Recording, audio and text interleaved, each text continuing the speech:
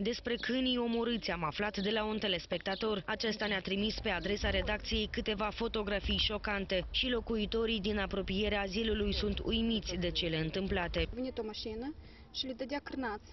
Și după ce i-au hrănit cu cârnați, și vreo până în seara, a doua zi, deja câinii mulți erau din ei morți. Cine credeți că a organizat acest lucru? Probabil direcția zilului. Câinii ăștia numai din pensionat, numai din șefii de la pensionat au putut să ucid. Nu știu cine i-a ucis, dar am văzut cum se zbăteau și s-au mutat dintr-un loc în altul și se vede că erau otrăviți. Cel care ne-a sesizat scrie că administrația azilului ar fi primit un ordin de la Ministerul Muncii să rărească numărul maidanezilor. Niciunul dintre demnitarii de la minister nu a fost de găsit pentru a răspunde acestei acuzații, iar directorul azilului susține că nu știe nimic. Am fost de nează acolo, nu era nimic, nicio problemă. Câini morți sunt doar și cine a ucis?